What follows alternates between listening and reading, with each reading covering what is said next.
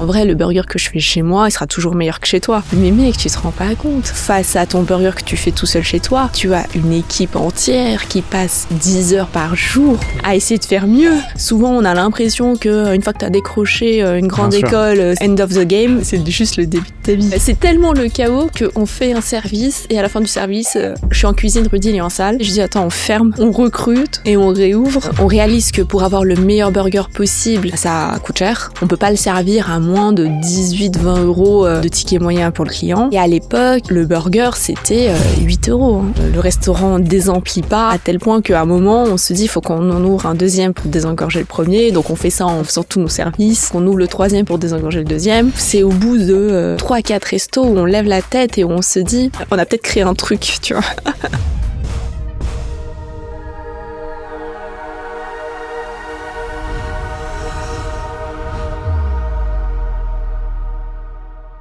Quand je me suis lancé dans l'entrepreneuriat, j'ai vite compris que ce qui faisait la différence sur le long terme, ce n'était pas l'intuition, c'était le suivi et les bons outils. Et récemment, en m'intéressant à l'investissement, j'ai appliqué exactement la même logique. Sur IG, ce que j'aime, c'est que tout est au même endroit. Tu peux investir en actions et en ETF, et surtout comprendre ce que tu fais. Tu peux accéder à des outils d'analyse pensés niveau pro, mais utilisables par tout le monde. Sentiment de marché, comparaison, rapport. C'est clair, c'est lisible, pas besoin d'être un expert, ça t'aide juste à prendre des décisions plus posées. Tu peux commencer petit avec des achats fractionnés dès 10 euros et accéder à des millions d'actions et d'ETF. Et si tu es débutant comme moi, tu as aussi de la pédagogie avec l'IG Academy et des ressources intégrées. Merci à IG pour cette collaboration commerciale.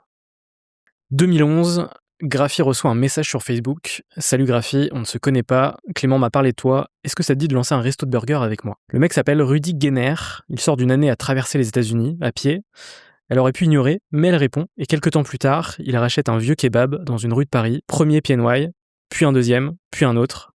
Aujourd'hui, c'est 200 personnes, une marque, une culture.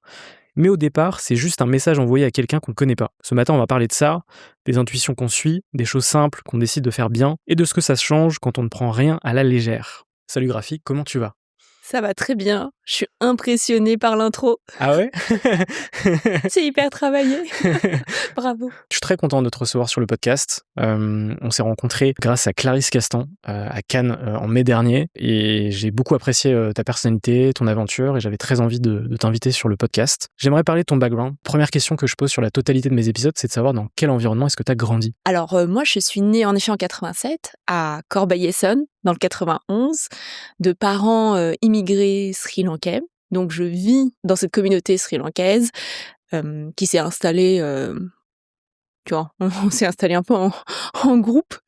Et donc je grandis avec des parents qui parlent pas forcément français. Donc la première fois où je vais à l'école, je parle pas français. Donc j'apprends le français à l'école et je vis du coup dans cette double culture sri-lankaise à la maison, française à l'école, ce qui m'a donné un peu ce regard émerveillé de ce pays qui nous a accueillis. Ton papa, il était homme de ménage. Oui. Ta maman couturière dans des ateliers clandestins. Ouais. C'est quoi un peu tes premiers souvenirs d'enfance ? Waouh, c'est fou la mémoire parce que ça s'efface. Moi, les souvenirs que j'ai, c'est vraiment des moments heureux. C'est-à-dire que même si on n'avait pas forcément les moyens, même si on avait une vie un peu modeste, tous mes souvenirs sont très heureux. J'ai la chance d'avoir une famille aimante qui prend soin de moi. Je suis vraiment une petite princesse, quoi. Ouais, beaucoup d'amour, Ouais. c'est le plus important Ouais, finalement. beaucoup d'amour et en même temps énormément de responsabilités très vite parce que je suis celle qui parle français. Mon père étant l'aîné de la famille, je suis aussi très vite celle qui parle français au sein de la communauté et donc il m'emmène à tous les rendez-vous. Ouais. Et je sers de traductrice, donc très vite, à 5, 6, 7 ans, Oui, tu es responsable de ta famille, mais aussi de ta communauté. Ouais. Donc j'imagine que tu vas gagner en maturité assez jeune. Oui. Et ce qui est assez impressionnant, c'est que tu t'en parles dans une interview, mais que c'est assez rare, mais tu rêves très tôt de devenir entrepreneur. Oui. Dès l'âge de 5-6 ans, pour une raison assez marrante. Oui. C'est que ta maman est fan d'un acteur indien. Elle regarde tous ses films et il s'avère que cet acteur joue un entrepreneur Et c'est comme ça que tu vas découvrir l'entrepreneuriat, en fait. Exactement, exactement. En fait, dans peut-être pas l'intégralité de ces films, mais dans beaucoup de films, il joue le rôle à chaque fois de ce self-made man, en gros, qui part de rien et qui, en l'espace d'une génération, arrive à s'en sortir et à grandir, vraiment à devenir riche et à rendre ça à la communauté. C'est vraiment toujours le même plot twist. Ouais. Et moi, ça m'a toujours fascinée. Et comme je te disais, j'ai eu une enfance modeste, donc quelque part, j'ai grandi avec cette envie de m'en sortir. Et je me suis, je pense, complètement identifiée à ce monsieur. Forcément, ça t'a inspiré. Tu t'es dit que tu avais envie de faire la même chose. Est-ce que tu te souviens un peu de tes premières passions? Mes premières passions, la cuisine arrive très très vite. Elle arrive très très vite parce que je pense que c'est assez commun dans les familles asiatiques. C'est notre façon de montrer qu'on aime les gens. Et Parce que la cuisine, c'est le partage. c'est ça, c'est ça. Et on n'ose pas trop le dire. On n'est pas trop du genre à dire je t'aime, mais en revanche, on envoie tout le monde avec des Tupperware. Faire un bon petit plat, c'est équivalent à dire je t'aime. C'est ça, c'est ça. Et donc la cuisine, ça devient très vite mon dada. Donc dès 8 ans, je commence à faire à manger. J'adore ça. Et oui, c'est ma façon, je pense, de dire à mes parents que je les aime parce que j'ose pas trop le dire. D'ailleurs, je crois que je l'ai jamais dit. Ce sera peut-être l'occasion. Waouh, c'est chaud. On rentre direct dans le deep. C'est clair. Ok. Tu l'as déjà dit, toi? Pas suffisamment, mais je l'ai déjà dit, mais pas suffisamment. Ok.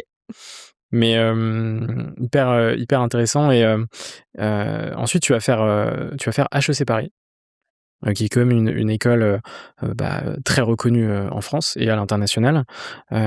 Comment est-ce que ça se passe, notamment avant ça?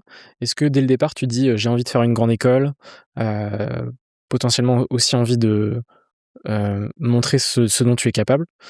Comment est-ce que tu visualises ça à ce moment-là? Alors, pas du tout parce que je sais même pas que ça existe. Moi, j'étais au lycée, dans un lycée pas fou. Je crois qu'à l'époque, il devait être, je dis peut-être n'importe quoi, mais avant-dernier d'Île-de-France, enfin vraiment pas un lycée fou, quoi. Et donc la perspective même de faire une prépa, enfin, je savais même pas que la prépa existait. Alors HEC encore moins.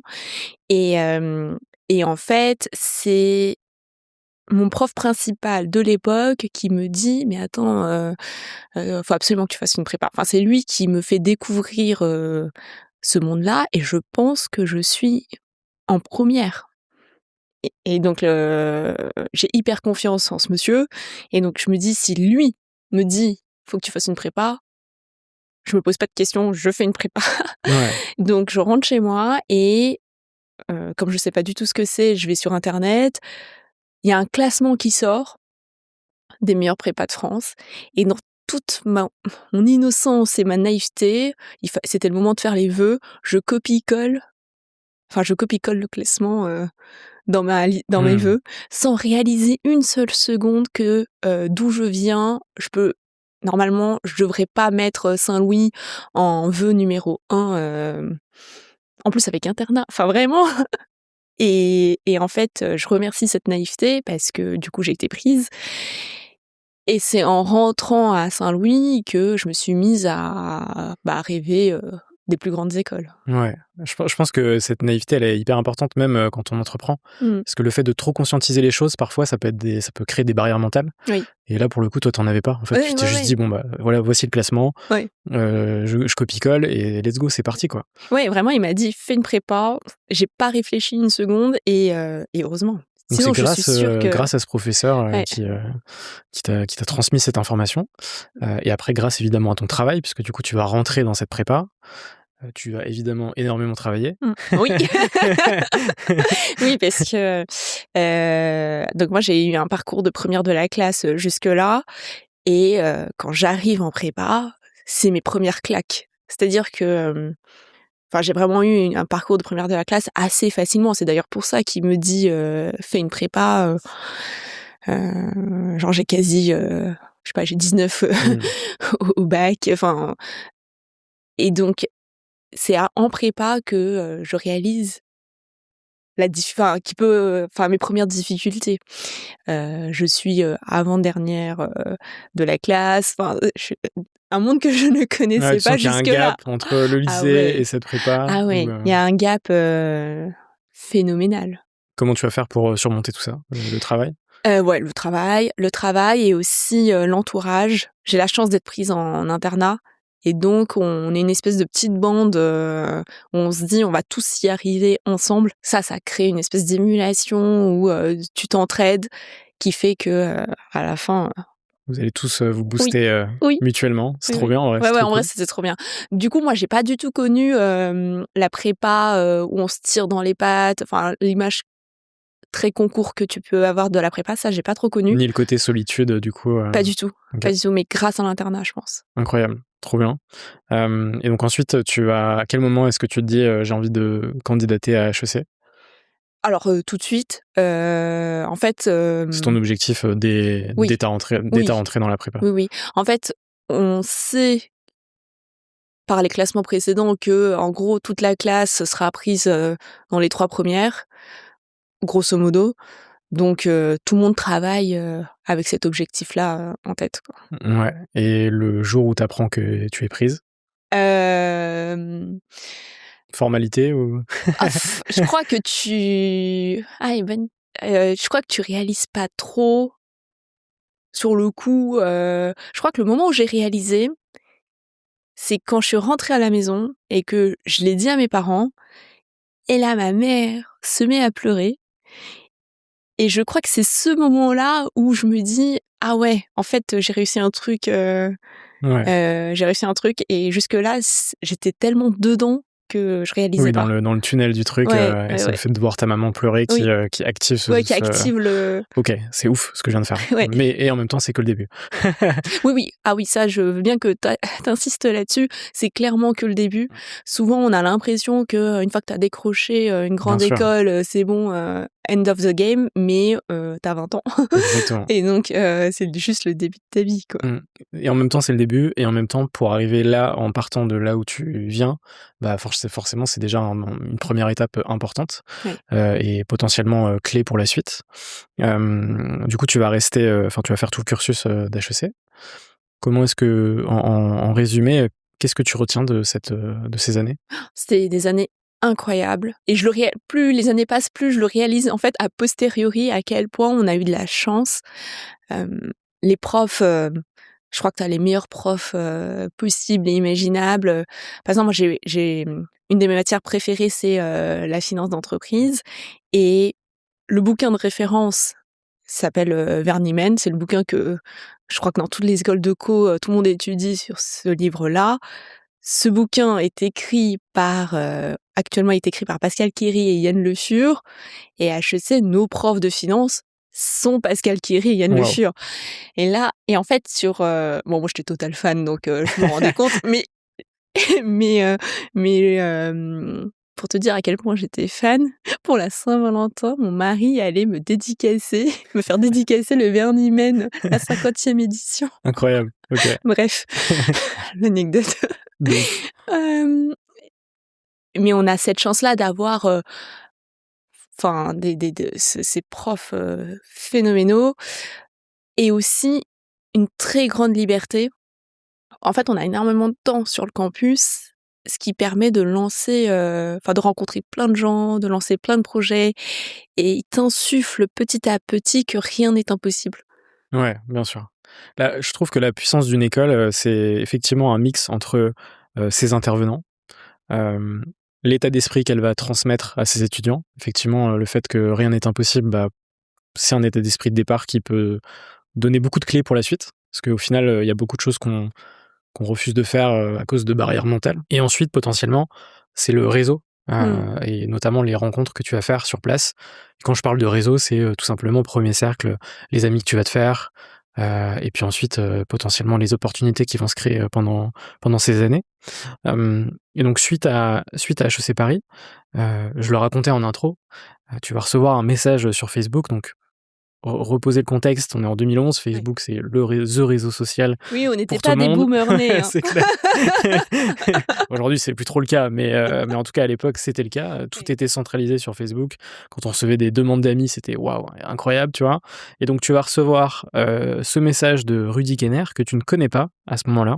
Et tu vas lui répondre est-ce qu'on peut d'abord se voir pour en discuter avant de te répondre, te donner une réponse. Quand vous allez vous rencontrer, comment ça va se passer? Ça se passe hyper bien. En fait, on match immédiatement. Enfin, on voit tout de suite que on s'entend bien, que le courant passe hyper bien. C'est la première fois qu'on se voit, mais limite on arrive à finir les phrases de l'autre. Enfin, tu vois, des trucs suffisamment de signes pour me dire que il faut tenter. Essayons. En plus, moi, à ce moment-là, j'étais en majeur entrepreneur.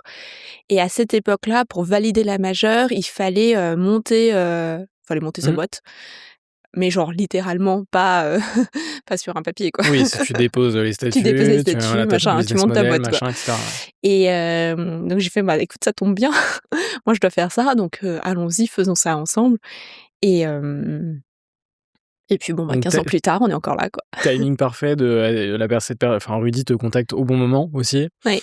Et puis toi, c'est aussi un secteur qui t'intéresse aussi, les burgers à ce moment-là, j'imagine. Alors non, les burgers, enfin pas spécialement les la burgers, restauration. mais la restauration. Et même plus globalement l'hospitalité. Donc moi, je me voyais bosser dans l'hôtellerie, le tourisme, enfin vraiment l'accueil. Ouais, le service. Le service. Et donc quand il vient avec cette idée d'ouvrir un restaurant de burgers, clairement, moi, ça coche plein de cases. C'est entrepreneurial, c'est de l'hospitalité. Je me dis, il y a quelque chose à faire. Et quand on se rencontre et qu'on s'entend si bien, je me dis, il y a quelque chose parce que, tu sais, des personnes, t'en rencontres plein. Mais les personnes avec qui, tu sais, c'est tout de suite hyper fluide. Franchement, j'en ai pas rencontré. Enfin, ça doit se compter sur les doigts d'une main, quoi. Entre le moment où se passe ce premier échange et le moment où le premier restaurant ouvre, combien de temps se passe et qu'est-ce qui se passe dans les grandes étapes? Bah cette rencontre, elle se fait en janvier 2011, mais on est encore à l'école à ce moment-là. Nous, on se met vraiment à bosser à temps plein après notre mémoire, donc on est en septembre 2011. C'est à ce moment-là où on bosse vraiment pour de vrai. Et on ouvre le premier restaurant en décembre 2012. Donc, faut bien compter donc 1 an et demi pour ouvrir le premier. On vient pas du tout de la restauration, donc il nous a fallu énormément de temps pour absorber toutes les infos, comment est-ce que ça fonctionne, cette expérience qu'on n'a pas. Donc on rencontre la terre entière, vraiment la terre entière, du serveur au multifranchisé, au franchiseur, on rencontre même le monsieur qui a inventé les tickets restaurants. Enfin vraiment, on rencontre tout l'écosystème et c'est là en ça que HEC est super fort parce qu'ils t'apprennent à taper à n'importe quelle porte sans aucune. C'est pas grave quoi. Au pire, tu te prends un nom, c'est vraiment pas. Ouais, c'est l'audace avant tout. Ouais, ils t'apprennent ça et ça t'ouvre aussi les portes parce que mine de rien, t'as le pédigré qui aide et c'est en janvier 2012, on se dit ok, franchement on est chaud, on a capté, on y va. On met 3 mois à trouver le bon spot, donc en mars. Là, on rentre dans une espèce de négo infini avec le bailleur. Et on finit par signer le local en juin. Enfin, la promesse de cession. C'est comme pour un appart. Tu signes la promesse et ensuite, tu as 3-4 mois pour trouver le financement. Les travaux commencent en septembre. Et voilà, en décembre, on ouvre. Est-ce qu'au début, les gens vous prennent au sérieux? Pas du tout. L'enfer. Déjà, la banque, il a fallu en rencontrer 9 pour qu'il y en ait une qui décide d'accepter de nous financer. Ça n'a pas été évident du tout parce que... et en même temps, avec le recul, je comprends. On était 2 gamins de 23 ans qui n'avaient jamais bossé auparavant. Oui, tu me prêtes 500K. Et surtout que créer un restaurant de burger, à l'époque, on est vraiment aux prémices de ensuite toute la vague burger en France. Ouais.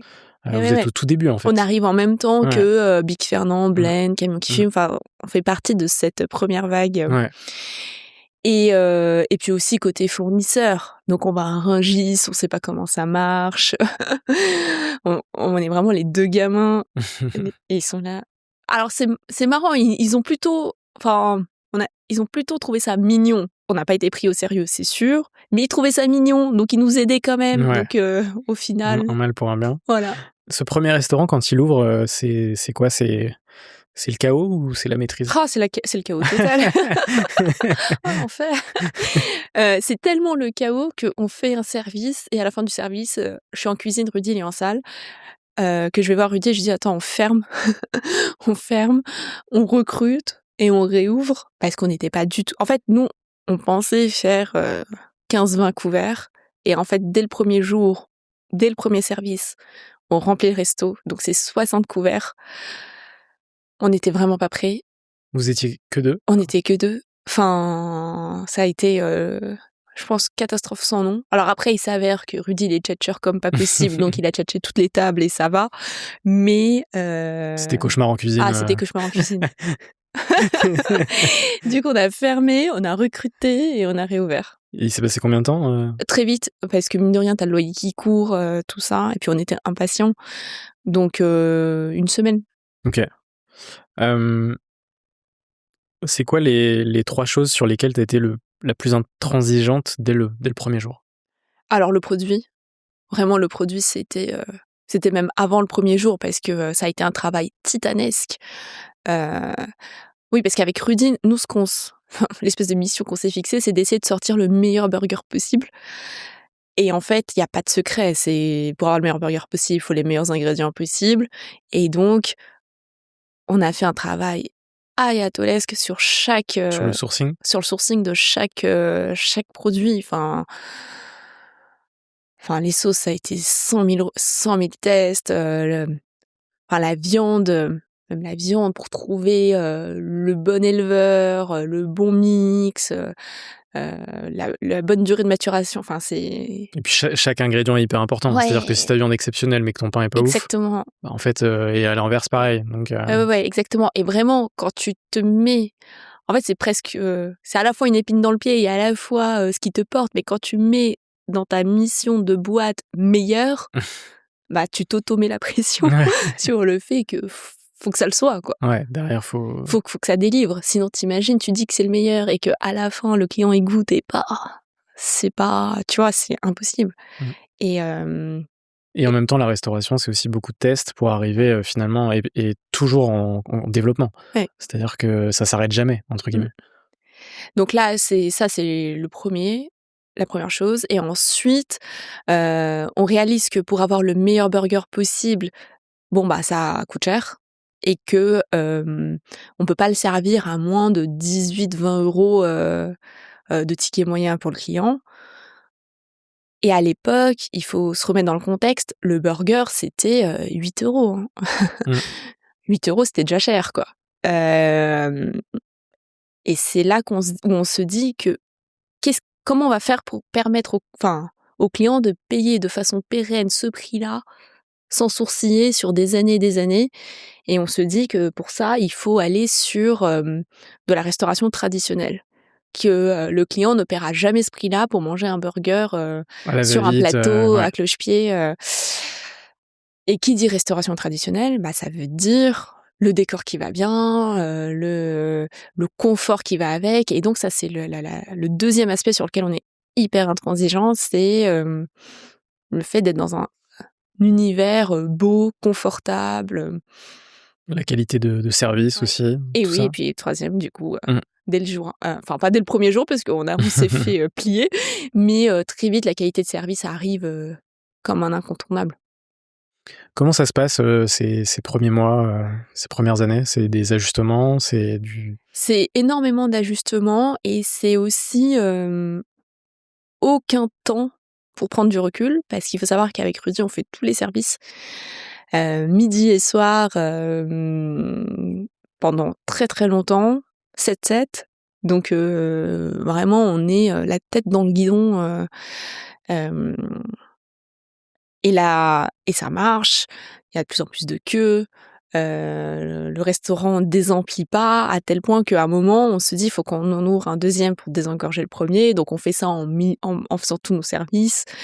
Puis, rebelote sur le deuxième. Donc, on ouvre le troisième pour désengorger le deuxième. Et vraiment, tu sais, c'est au bout de 3-4 restos où on lève la tête et où on se dit, ah oui, en fait, on a peut-être créé un truc, tu vois. Mais jusque-là, moi, je pensais que à attends, est-ce que j'ai fait mon planning? Est-ce que comment je fais le staff qui est pas là, la commande qui est pas arrivée? Enfin, c'est vraiment, j'ai la tête dans le guidon. Ce tunnel, Le tunnel. de l'entrepreneuriat. Ouais.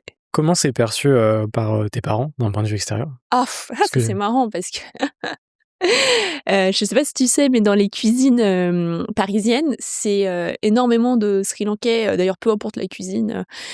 Et je me souviens du premier jour où j'invite mes parents au restaurant, il est tout fait, etc. Je suis en cuisine. Et mon père, il arrive, il me voit en cuisine et il me fait en se marrant, mais tout ça pour ça.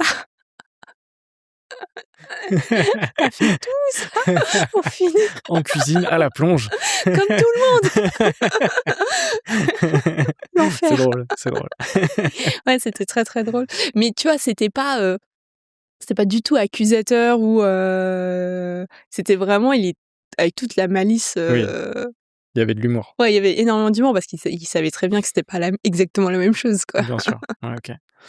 Pareil, j'ai lu dans une interview que je crois que c'est lors des premiers mois, il y a un client qui rentre dans le restaurant et qui te demande où est le boss. Ah oui. Et du coup, tu lui réponds bah, c'est moi. Et il te dit non, le vrai boss. Ouais. Ouais, c'était marrant. J'étais en service dans le premier resto. En fait, le monsieur en question, il disait pas du tout ça méchamment, tu vois, parce que quand il redit non, le vrai boss, et que je lui dis ah bah c'est encore moi, le pauvre, enfin il s'est vraiment genre décomposé. J'ai vu l'information qui montait à son cerveau, et quand ça arrive dans sa tête, je le vois, il a rougi. Oui, il se rend compte de la connerie qu'il vient de dire. Oui, il s'est confondu d'excuses, il était tellement mal, et genre, du coup, c'est le monde à l'envers, parce que c'est moi qui me suis mis à le consoler. Non, mais Alors vous que en t'avais faites pas à le pas, faire. vous en faites pas, c'est pas grave, Ouais. ça m'arrive tout le temps. Mais donc c'est tout ça pour dire que c'est pas méchant, c'est simplement une histoire de stéréotypes, enfin de et je pense que plus il y aura de nanas qui entreprennent, Plus ces stéréotypes voilà. seront brisés. Voilà. Et il faut se remettre dans le contexte, c'était il y a 10 ans. Donc, Oui. Mais bon, c'est pas pour autant que c'était Oui. normal. PNY, c'est une marque très forte. Comment est-ce que tu passes d'un bon produit à une marque culte? Déjà, le premier pilier, c'est l'excellence opérationnelle. On en parlait tout à l'heure. Tu peux mettre toute la poudre aux yeux que tu veux au niveau de la marque, etc. Si sur place ça délivre pas, si quand le client met son premier croc dans le burger, il y a pas les étoiles dans les yeux, même avant ça, si quand il rentre dans le restaurant, il se sent pas bien parce que c'est pas à la bonne température, il y a pas le bon niveau sonore, enfin etc. Enfin, la marque, elle se crée pas. Enfin, je pense que la marque ne devient culte que si ces espèces de fondamentaux sont là. Mmh. Et ensuite, je pense qu'on a fait des choses qui n'étaient pas normales à l'époque. Hors norme. Hors norme, exactement. Déjà, je me souviens, si on a mis autant de temps à trouver un financement bancaire, c'est parce que la moitié du financement allait dans le fait de refaire totalement la déco du resto. Alors aujourd'hui, c'est totalement normal d'ouvrir un resto en mettant un vrai budget dans les travaux. À Ça l'était l'époque, pas. ça l'était pas du tout. À l'époque, tu reprenais un resto, tu mettais juste une bannière changement de propriétaire, et puis voilà, c'était coup de peinture et c'est bon, rouler jeunesse, quoi.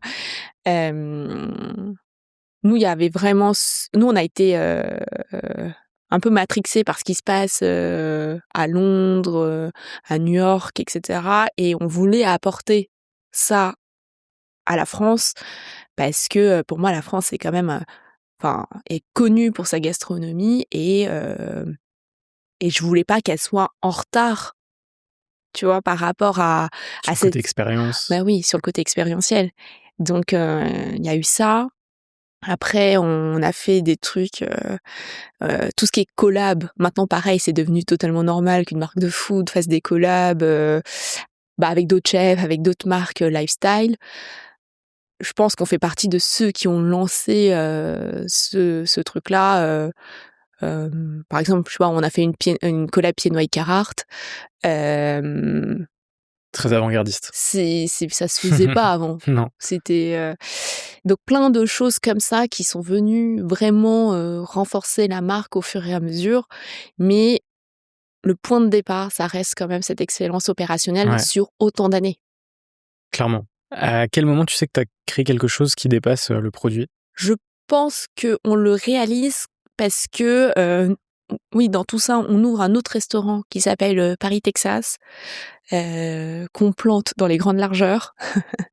Vraiment, c'est un four total. Je crois dans une interview, tu dis que c'était pas bon. Ouais, voilà. Tu vois, quand je te dis que la base, c'est l'expérience, tu vois, l'excellence opérationnelle. C'est de la viande fumée, c'est ça? Ouais. Et là, vraiment, l'excellence opérationnelle, on n'y était pas. En plus de ça, c'était pas rentable. Enfin, vraiment, on plante le truc dans tous les sens. Et je pense que c'est le fait de rater ça, où on se rend compte que les pieds noirs qui désemplissent pas tout seul et tout, qu'on a peut-être, qu'on tient quelque chose. Oui, c'est un vrai, c'est puissant et ça a du potentiel. Et donc, en fait, au lieu de lancer d'autres trucs, faut peut-être se focaliser sur... C'est ça. Ok, hyper intéressant. Pour parler d'exigence, c'est quoi pour toi un détail que personne ne voit mais qui change tout? Je pense que c'est même la somme des détails. Par exemple, tu vas dans les restaurants, les enceintes, on les a, elles sont recouvertes. Il y a tellement de trucs. On est des obsédés du détail, donc on ne fait quasiment que ça. Par exemple, moi, je peux repasser en cuisine pour dire la ciboulette, elle est pas assez fine là. Ouais, ok. Tu vois, la ciboulette dans un resto de burger, on s'en fout en vrai. mais on est, je pense que Rudy et moi, on est toqués. Vous êtes du genre à refaire une recette genre 20 fois, 30 fois, 40 non, fois? mais je peux rendre fou les gens. Je vois, c'est ouf. On ne fait que ça. On ne fait que gérer des détails à longueur de journée. Ça va être est-ce que ma frite, je la grandis d'1 millimètre ou pas. C'est ce niveau de questions. Et d'ailleurs, ça me fait penser à une anecdote. C'est à un moment, je déjeune avec d'autres restaurateurs qui n'étaient pas venus. C'était il y a longtemps, mais qui n'étaient pas venus chez Pied Noir. Et l'un d'eux me dit non, mais en vrai, le burger que je fais chez moi, il sera toujours meilleur que chez toi. Le truc à pas me dire. Mais surtout, je lui ai dit, mais mec, tu te rends pas compte. C'est matériellement impossible. Face à ton burger que tu fais tout seul chez toi, tu as une équipe entière qui passe 10 heures par jour, toute la semaine, à essayer de faire mieux.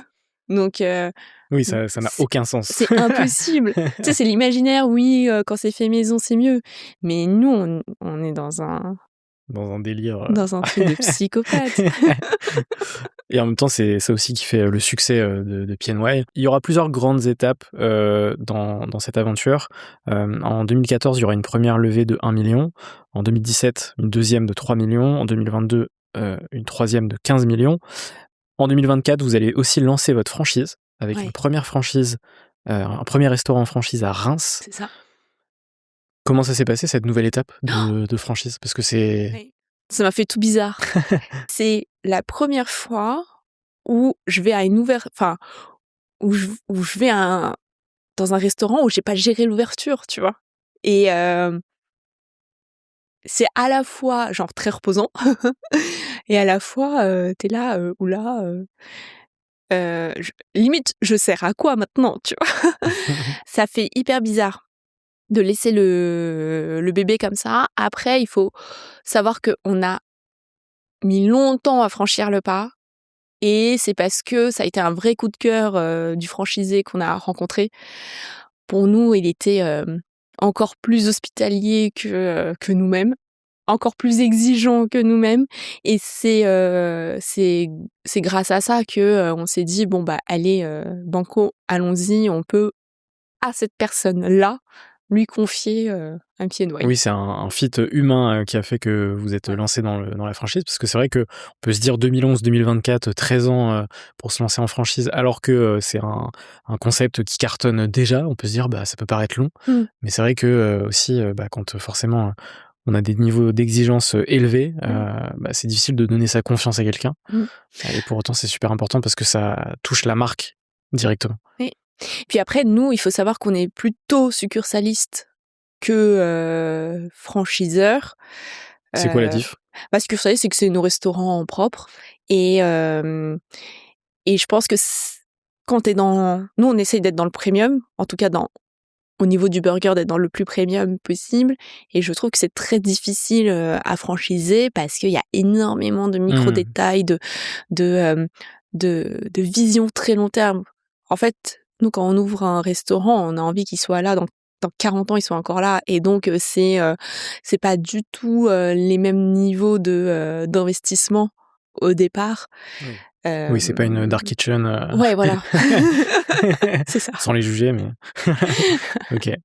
Être CEO dans la restauration, c'est quoi la réalité que personne ne voit? Ça change beaucoup au fil des années. Donc, comme je te disais, au départ, j'étais en cuisine. Oui, ton rôle évolue. Voilà, ça évolue vachement. Et aujourd'hui, j'ai la chance d'être enfin arrivée à un niveau où j'ai une vraie équipe qui gère tout, qui me permet de faire des podcasts. C'est clair. Et je réalise le luxe que c'est d'être dans la restauration et d'avoir autant de temps. Ce qui n'était pas mon cas. Enfin, je pense que il y a encore 1 an, c'était pas le cas, quoi. Et parce que c'est un métier très intense, très terrain, très opérationnel. Tu l'as vécu comment, justement, de gérer des équipes sur le terrain au quotidien? Comment est-ce que tu l'as vécu? Moi, j'ai adoré. Enfin, c'est vraiment, moi, c'est ce que je préfère. Moi, ce que j'aime bien, c'est faire le tour des restos, de voir que tout se passe bien, de sentir la vibe, de voir les gars. Je trouve ça magnifique, cette espèce de ballet entre les serveurs, les cuisiniers. Je trouve qu'on fait un des plus beaux métiers du monde. Comment est-ce que tu transmets ton niveau d'exigence sans cramer tes équipes? Parce que ça se fait naturellement. Oui, assez, parce que quelque part, on se rejoint tous. Enfin, tu viens pas bosser chez Pied Noir si t'es pas un peu dans la même vibe, dans le même mood. Et comme il y a cette fameuse phrase d'essayer de servir les meilleurs burgers possibles, celle-là, elle aligne assez facilement tout le monde. Enfin, tu vois, tu comprends très vite où on va. Ça facilite beaucoup de choses. Et ensuite, en fait, on recrute énormément dans ce mood-là. C'est-à-dire que souvent, les gens se disent que n'importe qui peut bosser dans la restauration. Et moi, depuis des années, je prends mon bâton de pèlerin pour expliquer que non, pas du tout. Que serveur, cuisinier, etc., c'est des vrais métiers. Que c'est des métiers physiques. C'est des métiers où tu travailles quand les autres ne travaillent pas. Et que si t'as pas cette espèce de passion de l'hospitalité, c'est... C'est des métiers vocation. Ouais, complètement. Complètement. Complètement. Mais en revanche, si t'aimes ça, si t'aimes ce rush, si t'aimes t'occuper des gens, Oui. C'est magnifique. Ouais, ok. Aujourd'hui, Pied Noir, c'est plus de 200 personnes, comme on l'a dit en introduction. C'est quoi les objectifs futurs? Alors, continuer à ouvrir. Bon, ça, c'est business as usual. Mais moi, ce que j'aimerais vraiment, c'est réussir à construire une boîte qui montre que on peut prendre le temps, tu vois, où le côté long et pérenne, ça devient des espèces de synonymes que Pied Noir perdure des années et des années, et que ça soit pas juste un effet de mode et que dans 3 ans on passe à autre chose. Et oui, c'est voilà. avoir cette capacité et ce temps à prendre du recul pour potentiellement se réinventer, continuer à se réinventer au fil des années. Oui. Parce que le secret des marques qui durent longtemps, c'est les marques qui se réinventent finalement, qui savent se réinventer. Oui, complètement. Et par exemple, mais complètement. Par exemple, on a les mêmes assiettes, c'est des assiettes Falcon en émail depuis les débuts. Donc ça fait 12 ans maintenant. Et cette année, on s'est dit non, il faut les changer. Alors ça a été tout un truc chez nous parce que, pour toi ça doit être un détail, mais pour nous, tu sais, ça fait 12 ans qu'on travaille avec les mêmes assiettes. Toutes les photos, tous les clients nous connaissent avec ces assiettes-là. Mais là, on est arrivé au niveau où on s'est dit non, il faut absolument qu'on les change, sinon on risque d'avoir ce que j'appelle chez Pieds Noir le syndrome Blackberry. Je sais pas si tu vois de quoi je parle. C'est une courbe qui m'a traumatisée plus jeune. C'est la courbe où tu vois Blackberry qui monte, qui est tout en haut. Donc ça cartonnait. Ça cartonne de fou et ils voient pas l'iPhone arriver, tu vois. Ils se sont pris une énorme claque. Ils se sont pris une énorme claque. Et moi, ça, c'est le truc dont j'ai peur. Donc, je suis terrible, mais des fois, je peux arriver au bureau en disant Pieds Noirs, c'est pas possible. Franchement, c'est pas possible. On est nuls. Mais c'est bien cette capacité à se remettre en question aussi. C'est hyper important. Ouais. Parce que les gens qui se remettent jamais en question, généralement, ça dure pas. Donc. Ouais, parce que. En vrai, c'est difficile de se remettre en question parce que, on est toujours les premiers dans tous les classements des burgers, etc. Donc, à chaque fois, ça les fait marrer en mode qu'est-ce qu'il y avait encore de sortir. Mais je pense que, comme tu dis, c'est parce que on se remet toujours en question qu'on est encore là dans le game autant d'années plus tard, quoi. Ils en pensent quoi aujourd'hui, tes parents ? Bon, je pense qu'ils sont fiers. Je pense qu'ils sont fiers. C'est mignon parce que du coup, ils viennent à toutes les ouvertures. Ils sont trop fiers. C'est trop bien. Ouais. À côté de cette aventure entrepreneuriale, tu t'es aussi devenu investisseur. Oui. Puisque de ce que j'ai pu comprendre dans certaines interviews, forcément, ton éducation financière s'est faite assez tôt, puisque c'était évidemment un sujet qui te passionnait. Est-ce que tu peux me raconter un peu ces investissements ? C'est à chaque fois des opportunités, Alors, moi, en fait, j'associe vraiment le fait d'être indépendant financièrement avec la liberté. Et pour moi, la liberté, c'est une valeur maîtresse. Je veux jamais dans la vie être coincée. Et en plus, j'ai connu le fait d'avoir une vie modeste, et donc, j'aimerais ne pas y retourner. Et donc, je fais en sorte de vraiment, tout sécuriser, et en même temps, rester libre. Et donc ça passe par, en effet, ne pas mettre, une règle de base en finance, de pas mettre tous ses œufs dans le même panier. Bien sûr. Pendant très longtemps, ça a été le cas avec Pieds Noirs, parce que et notre temps et notre énergie et toute notre concentration ont été dedans. Et maintenant que c'est installé, que ça tourne, que on a un peu plus de temps et de recul, avec Rudy, on investit dans des projets qui nous arrivent, parce que c'est aussi l'avantage de la chose, c'est qu'une fois que t'es installé, les gens, ils viennent te voir. Oui, les gens te sollicitent. Voilà. Sur des projets, j'imagine pas que de restauration, sur des projets. Alors, moi, j'ai un peu deux appétences. Évidemment, la restauration, parce que c'est mon secteur.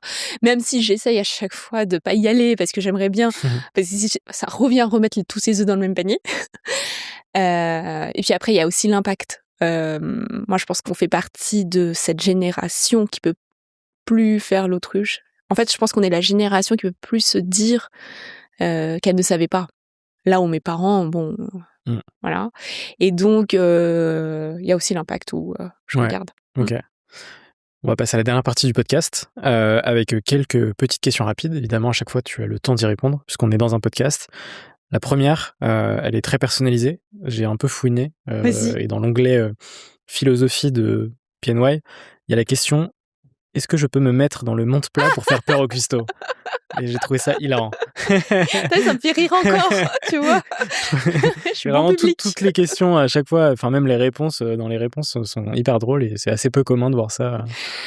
Et c'est quoi ça vient d'où cette touche d'humour? ça, c'est Rudy qui l'a écrit. Et en fait, je pense qu'il y a un côté où on veut pas trop se prendre au sérieux.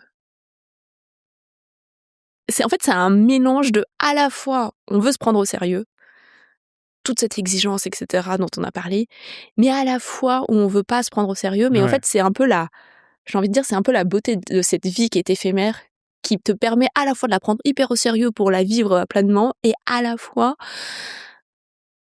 elle est éphémère. Donc, oui, bien sûr. Ouais. Franchement, j'ai trouvé ça très drôle. Qu'est-ce que tu fais pour aller mieux? Pour aller mieux, alors déjà, je vais rarement mal. Je suis une espèce d'optimiste incorrigible. Mais quand je vais mal, je pense que moi, mon moteur, c'est les gens, donc je vais venir me raccrocher à la team. Il y a eu des moments très difficiles, et à ce moment-là, je vais au resto. Je vais au resto, je vois les gars, et je me reconnecte avec pourquoi je fais tout ça. Ouais, ok, c'est hyper important. Ouais. C'est quoi ton plus grand rêve? Est-ce que tu considères que tu l'as déjà atteint ou est-ce que c'est work in progress? Je pense que je le vis, je crois que je vis un rêve éveillé, parce que entre de là où je viens ou là où je suis, clairement, je suis hyper, comment on dit, je ressens de la gratitude. Ouais, ok, hyper reconnaissante. Voilà. Ouais. C'est quoi ta plus grande peur? J'ai une espèce quand même de peur de la mort, dans le sens où je pense je dois avoir un bug dans mon cerveau, parce que j'y pense tous les jours. Et tous les jours, j'ai conscience du fait que c'est peut-être le dernier. Et donc, j'essaye à chaque fois de construire ma vie. Donc, j'ai un côté très YOLO, un côté très... j'appelle mes parents tous les jours, parce que voilà. Profiter d'eux. Ouais. Et moi, je pense que c'est cette peur-là qui reste dans ma tête. Pendant assez longtemps, j'ai eu une obsession sur la mort, et du coup, j'avais acheté des livres sur des gens qui racontaient une expérience de mort imminente. Ah ouais. Je sais pas si ça rassure ou pas, mais en tout cas, je partage cette peur. Est-ce que tu as un livre à me conseiller? Moi, je pense qu'il faudrait inventer une pharmacie de bouquins, tu vois. Genre, tu viens et tu dis ton mot du moment, je sais pas quoi, et t'as une prescription de « lis ce livre ». Parce que ça dépend tellement de ton moment, de où t'es et tout. Après, il y a chez Pied Noir, là, dernièrement, j'ai offert à tout le monde au bureau et au directeur, Le Petit Prince. Je trouve que Le Petit Prince, ça reste un classique. Ouais, un classique. C'est un livre de développement personnel. Non, mais c'est incroyable. Franchement, je sais pas combien de fois je l'ai lu, et je crois qu'à chaque fois que je l'ai lu, je découvre encore des trucs que j'avais pas vus. Enfin, c'est incroyable. C'est marrant parce que t'es pas la première à me dire ça. Non, mais il est fou. Et en même temps, tu peux le lire à un enfant. Ouais, oui, c'est... Et l'enfant, il trouve ça sympa et tout. Double lecture. C'est... ouais. Y a-t-il une question que tu aurais aimé que je te pose mais que je ne t'ai pas posée? Non, là, comme ça, non. Enfin, j'ai adoré. C'était même... t'as même posé des questions qu'on me pose pas d'habitude. Donc, trop cool. donc c'est un chouette moment. Trop cool. Il m'en reste 2 petites. Vas-y. Est-ce que tu as une personne à me recommander pour un futur épisode? Alors, je le connais pas personnellement, mais je l'ai rencontré de loin à une conf lundi. C'est un des fils Bernardo, tu sais, la porcelaine. Bien sûr. Et je l'ai trouvé passionnant. C'est pas Antoine, c'est un des fils. Un des fils. Okay. Alors, je visualise, je trouverai. Et je pourrais te l'envoyer après le podcast. Et j'avais trouvé ça fascinant d'écouter, parce que c'est des témoignages rares, tu sais, de transmission de génération en génération, où il faut à la fois que tu gardes la patte, à la fois que tu mettes la tienne, tout en tenant cette espèce d'excellence à la française. Incroyable. Ça donne envie. Ouais. Trop bien. Dernière question que je pose sur la totalité de mes épisodes, c'est quoi pour toi une ou un entrepreneur? Je pense que c'est quelqu'un qui a la liberté en valeur maîtresse et qui du coup a ce besoin de construire sa vie pour respecter cette valeur reine qu'il a. Ce sera parfait pour conclure cet épisode.